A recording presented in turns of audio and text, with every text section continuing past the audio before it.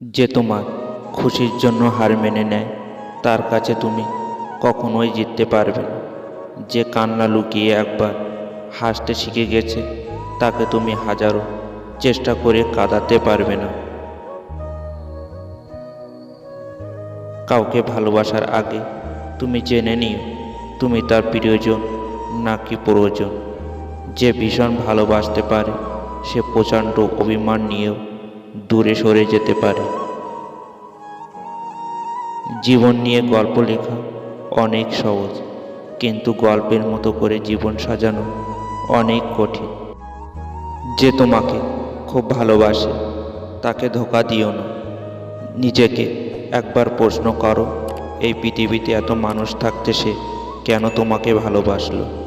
চেহারার সৌন্দর্য কেবল আয়নায় প্রকাশিত হয়, আর অন্তরের সৌন্দর্য আচরণে প্রকাশ পায়।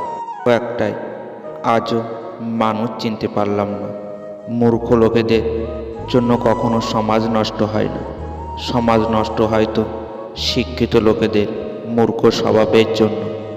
অবহেলা করার আগে একটু ভেবে দেখো তুমি কাকে অবহেলা করছো।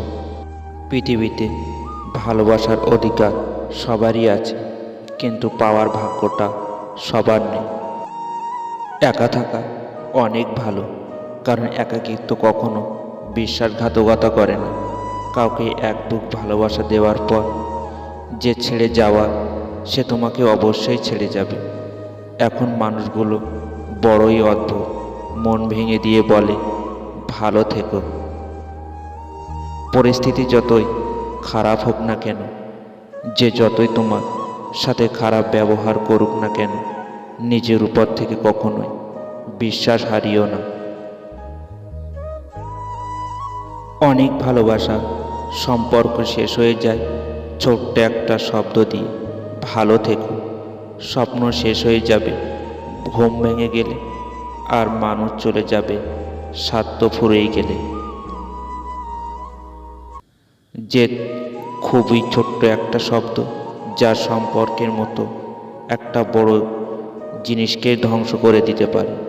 মানুষকে অবশ্যই ভালোবাসা উচিত, তবে তার পোশাক, অর্থ, সৌন্দর্য দেখে নয়, বরং তার মন কতটা বড় তাই দেখে। ভালোবাসা বোঝানোর জন্য কথা খরচের দরকার নেই। যে বোঝার সে চোখ দেখেই বুঝবে, আর যে না বোঝার তার জন্য জীবন দিলেও বুঝবে না। ভুল করতে সময় লাগে না, সময় লাগে ভুল শোধরাতে। যে নারী স্বার্থের জন্য শরীর দেয় তার সফলতা স্থায়ী নয়। যে পুরুষ শরীর খোঁজে তাকে এক শরীর খুশি করাও সম্ভব নয়। সম্পর্ক পূর্ণ হলে বাস্তবতার জগৎ তৈরি হয়।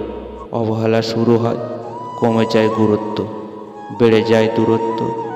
যিনি আপনাকে সৃষ্টি করেছেন একমাত্র তিনি সবচেয়ে ভালো বুঝবেন আপনাকে।